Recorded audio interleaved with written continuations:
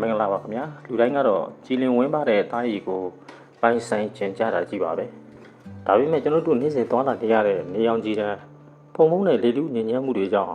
အသားရည်ညူမွဲလာတာအမဲဆက်တွေထွက်လာတာမျိုးကိုလူတိုင်းကြုံတွေ့နေရပါတယ်အထူးသဖြင့်ယခုလိုနေအောင်ထိတွေ့ပြီးအပူချိန်မြင့်လာတဲ့ရာသီဥတုတွေမှာပိုပြီးတော့အသားရည်ကိုထိခိုက်စေနိုင်ပါတယ်ခုခေတ်မှာအသားဖြူစေတဲ့ဓာတုခရဏီအများကြီးရှိပေမဲ့အဲ့ဒါတွေကရေရှင်မှာအသားရည်ကိုပါလွှာစေပြီးပျက်စီးစေနိုင်ပါတယ်။ဒါကြောင့်ဒီနေ့မှာတော့တင့်အိမ်မှာတင်ရှိတဲ့သဘာဝပစ္စည်းလေးတွေနဲ့ဘေးထွက်ဆိုးကျိုးလုံးဝမရှိဘဲ9ရက်အတွင်းတိတိကျကျ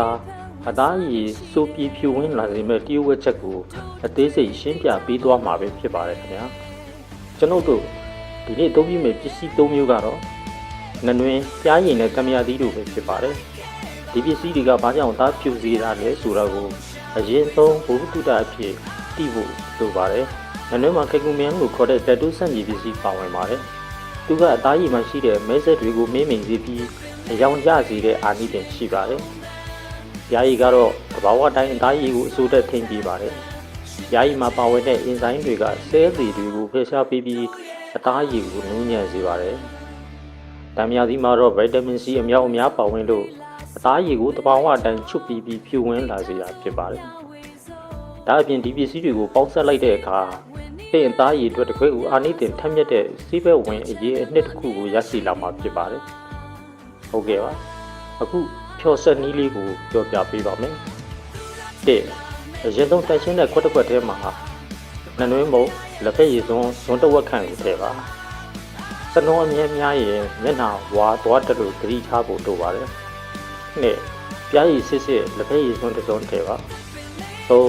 နောက်ဆုံးမှာတော့သံမယာရည်50ကနေ80ခန့်ကိုညှစ်ထည့်ပြီးသမအောင်ဝေပေးပါအသုံးပြုပုံကိုတင်ပြပေးပါမယ်အရင်ဆုံးသိမျက်နှာကိုရေနွေးနွေးလေးနဲ့တန့်စင်အောင်ဆေးကြောလိုက်ပါပြီးတဲ့အခါမှာတော့ပေါ်ဆက်ထားတဲ့အနှစ်ကိုမျက်နှာအနှံ့မြင်သားစွာလိမ့်ပြပါဒီနောက်မှာတော့15မိနစ်ကနေမိနစ်20ခန့်ထားပေးပါ6တွေ့သွားပြီဆိုရင်တော့ရေအေးလေးနဲ့ပြန်လည်ဆေးကြောပေးလိုက်ရုံပါပဲဒီနေရာမှာသတိပြုရမယ့်အချက်တွေကိုလည်းတွဲဆက်ဖော်ပြပေးသွားပါမယ်ဒီနည်းလမ်းကိုတော့တစ်ပတ်မှာ2ကြိမ်ကနေ3ကြိမ်အထိပုံမှန်လုပ်ပြီးဖို့လိုပါတယ်သတိထားရမယ့်နောက်တစ်ချက်ကတော့တဲ့အသားအရည်ဟာအရန်ကိုထိခိုက်တွေဆက်တစ်ဖြစ်တဲ့ဆိုရင်မျက်နှာပေါ်မလိမ့်ခင်လက်ကောက်ဝတ်မှာအရည်စမ်းလိမ့်ကြည့်ဖို့အကြံပြုလိုပါတယ်ခင်ဗျာ